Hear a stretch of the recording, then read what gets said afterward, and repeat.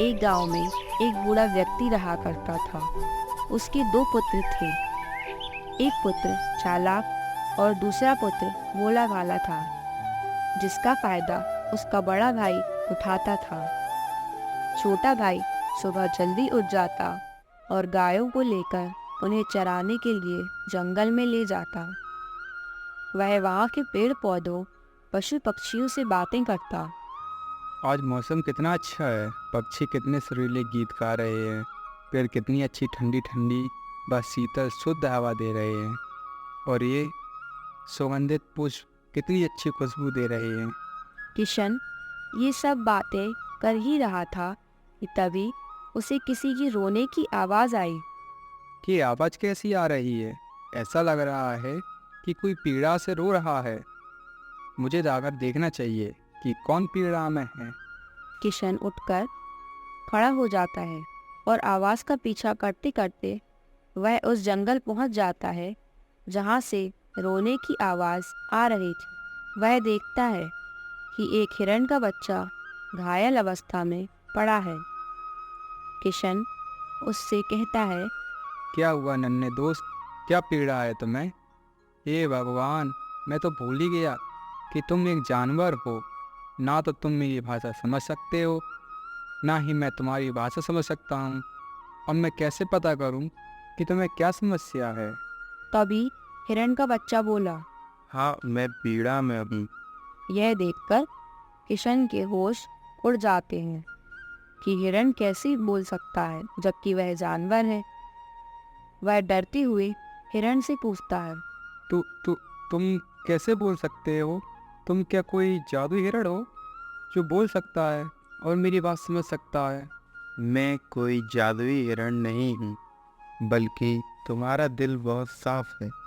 तुम सभी पशु पक्षियों की मदद करते हो, इसलिए भगवान ने शायद ये शक्ति तुम्हें प्रदान की है ताकि तुम हम लोगों की बुरे समय में मदद कर सको। हिरण की बात सुनकर किशन का डर दूर हुआ और वह हिरण से बोला, क्या हुआ तुम्हें? तुम इतनी पीड़ा से क्यों करा रहे थे? तुम्हें क्या पीड़ा है? बताओ मुझे, मैं तुम्हारी पीड़ा दूर करूँगा। मैं रास्ते से जा रहा था, तभी मेरे पैर में एक कांटा चुभ गया, जिससे मैं ना तो चल पा रहा हूँ और ना ही मैं उसे अपने पैर से निकाल पा रहा हूँ। इतना सुनकर किशन उस हिरण के बच्चे के पैर से कांटा हटा देता है और उसे देसी औषधि लगा देता है, जिससे हिरण का बच्चा ठीक हो जाता है और खड़ा हो जाता है। वह किशन से कहता है, मित्र, तुम बहुत दयावान हो और दिल के साफ भी हो। तुमने मेरी मदद की, उसके लिए बहुत बहुत धन्यवाद। और तुमने आज मेरी मदद करके एक एहसान किया है। बोलो, मैं तुम्हारे लिए क्या कर सकता हूँ?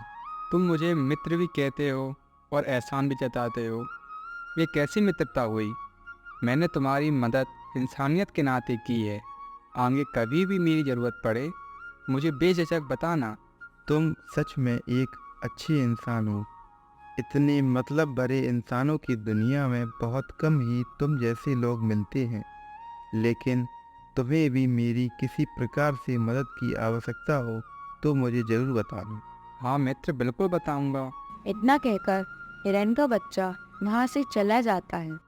वह रास्ते में जा ही रहा था कि उसकी नज़र सामने पड़े एक बैग पर पड़ी, जिसमें से चमकती हुई चीज़ नज़र आ रही थी। वह उसके पास गया। ये तो सोना है, लेकिन ये रास्ते में क्या कर रहा है? चलो ले लेता हूँ। अगर कोई ढूंढता हुआ आया तो उसे दे दूंगा। हिरण अपने मुंह में थैले को दबाकर चला जाता है और यहाँ किशन अपनी गायों को लेकर अपने गांव की ओर चला जाता है और घर आने के बाद अपनी गायों को पशुगृह में बांध देता है। फिर घर के अंदर चला जाता है। वहाँ घर के अंदर इसका भाई इसका इंतज़ार कर रहा था। आओ दामू आओ, मैं तुम्हारा ही इंतजार कर रहा था। मुझे तुमसे कुछ कहना था। हाँ बड़े भैया, बताइए, आपको मुझसे क्या कहना था? कोई ज़रूरी बात है क्या? देखो किशन, बाबा को गुजरे हुए काफ़ी समय हो गया है। अब मुझे लगता है कि हमें अलग अलग हो जाना चाहिए, और तुम अपना काम करो और मैं अपना काम करता हूँ। जैसा आपको ठीक लगे बड़े भैया। भला मैं कैसे आपकी बात टाल सकता हूँ? अगले ही दिन धामू ने पंचायत बैठा ली और सरपंच जी से कहने लगा, सरपंच जी, हमारे बाबा को गुजरे हुए काफ़ी समय हो गया है, इसलिए मैं आपसे प्रार्थना करता हूँ कि हम दोनों भाइयों का बराबरी से हिस्सा बांट कर दीजिए आप। यह बात सुनकर दामू शांत हो जाता है और किशन एक तरफ शांति से खड़ा सिर्फ चुपचाप सुन रहा था। वह कुछ नहीं बोल रहा था। सरपंच जी ने हिस्सा बांट आरंभ किया और दोनों के हिस्सों में बराबर बराबर हिस्सा बांट कर दिया। दोनों भाई घर आ जाते हैं। किसान, इन दस्तावेजों पर अपने हस्ताक्षर कर दो। फिर हम लोगों के बीच जो जो चीज़ें आई हैं वो हम दोनों में बट जाएंगी। हाँ बड़े भैया, मैं हस्ताक्षर कर देता हूँ। दीजिए, मैं हस्ताक्षर कर दूँ। किशन के हस्ताक्षर करते ही दामू मुस्कुराने लगा और अगली सुबह जब किशन गायों को लेने पशुगृह में गया तभी वहाँ दामू आ गया और किशन से बोला, किशन, ये क्या कर रहे हो तुम? गायों को क्यों छोड़ रहे हो? कहाँ ले जाने का इरादा है? भैया, ये आप क्या कह रहे हैं? मैं हर रोज़ की तरह गायों को चराने के लिए जंगल में ले जा रहा हूँ, और आप मुझसे इस तरह से क्यों पूछ रहे हैं? वो इसलिए क्योंकि अब इन गायों पर तुम्हारा अधिकार नहीं रहा है। ये सब मेरी हैं। भैया, कल ही तो पंचायत में कहा कि जो भी हमारे बाबा की सारी चीज़ें हैं उन पर हमारा समान अधिकार है। फिर आप इस तरह से क्यों कह रहे हैं? मैंने कल जिस दस्तावेजों पर तुमसे हस्ताक्षर कराए थे उस पर साफ साफ लिखा था कि तुम अपनी खुशी से अपनी सारी जायदाद मुझे दे रहे हो। इतना सुनकर किशन का मुंह खुला का खुला रह जाता है। वह समझ नहीं पाता है कि उसके सगे बड़े भाई ने उसके साथ धोखा किया। बड़े भैया, आपने मेरे साथ धोखा किया है। ऊपर बैठे भगवान सब देख रहे हैं। आपको अवश्य सजा देंगे, देख लेना आप। ठीक है, जो होगा देखा जाएगा, लेकिन तुम अभी मेरा घर छोड़कर जाओ। किशन रोते हुए घर से चला जाता है और जंगल में जाकर बैठ जाता है। वहाँ वह रो रहा था। उसकी रोने की आवाज़ सुनकर वह हिरण का बच्चा वहाँ आ जाता है। मित्र, तुम्हें क्या हुआ? तुम रो क्यों रहे हो? किसी ने तुम्हें हानि पहुंचाई है क्या? मेरे भाई ने मुझसे धोखाधड़ी करके मेरी सारी जायदाद छीन ली और मुझे घर से भी निकाल दिया। अब मेरे पास ना तो खाने के लिए खाना है और ना ही मेरे पास सर छुपाने के लिए छत है। ये भगवान, अब मेरा क्या होगा? ये तो तुम्हारे साथ बहुत बुरा हुआ। तुम्हारे बड़े भाई ने तुम्हारे साथ ये सही नहीं किया। वह इतना लालची कैसे हो सकता है कि अपने छोटे भाई के साथ ऐसा धोखा करे?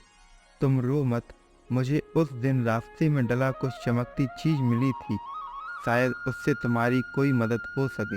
हिरण का बच्चा भागता हुआ गया और उस थैले को अपने मुंह में दबाकर किशन के पास लेकर आया और किशन से कहा, मित्र, देखो, ये चीज़ तुम्हारे किसी काम की हो तो मुझे ज़रूर बताना। मुझे तो मूल्यवान लग रही है। किशन थैले को देखकर खुश हो जाता है क्योंकि थैले के अंदर चमकती हुई चीज़ और कोई नहीं बल्कि सोना था। मित्र, ये तुम्हें कहाँ से मिला? क्या तुमने चोरी की है? नहीं, मैंने चोरी नहीं की है। मुझे यह रास्ते में मिला था तो मैंने सोचा कि इसमें शायद कुछ मूल्यवान हो सकता है। तो मैंने देखा कि उसमें कुछ चमकती हुई चीज़ रखी थी तो मैंने यह अपने पास रख ली। अच्छा, बहुत बहुत धन्यवाद मित्र, लेकिन मैं यह नहीं रख सकता क्योंकि ये तुम्हारा है। तुम अपने पास रखो। मैं क्या ही करूँगा इसका? मैं तो जानवर हूँ। मेरे लिए खाली घास फूस ही सम्मान है, इसलिए यह तुम रख लो। यही समझ लेना जैसे तुमने मेरी मुसीबत में मदद की थी, वैसे ही मैंने तुम्हारी मदद की है। ठीक है मित्र, मैं यह रख लेता हूँ। और तुम्हारा फिर से एक बार बहुत बहुत धन्यवाद। तुमने मेरी मुश्किल समय में बहुत मदद की है। सोना बेचकर उसने अपने लिए एक अच्छी हवेली खरीदी और उसमें रहने लगा और अपने लिए एक अच्छा व्यापार शुरू किया। फिर एक दिन उसकी दुकान पर उसका भाई आया। किशन, तू इतना अमीर कब बन गया कि तेरी इतनी अच्छी दुकान है? क्या तूने कोई चोरी चकारी की है या कहीं डाका डाला है? नहीं भैया, ना तो मैंने कोई चोरी की है और ना ही मैंने कोई डाका डाला है। मेरी एक हिरण के बच्चे ने मदद की है, उसी की वजह से आज मैंने ये सब कर लिया। यह सुनकर उसका भाई चौंक जाता है और घर पर आ जाता है, सिर रखकर रोने लगता है और किशन खुशी खुशी रहने लगता है। सही ही कहा है किसी ने कि जो लोग धोखा देकर सोचते हैं कि उसने धोखा करके उससे ज़्यादा पैसे या अन्य चीज़ छीन ली है, लेकिन ऊपर वाला जिस व्यक्ति के साथ धोखा हुआ है उसके लिए और अच्छा सोच कर बैठा होता है।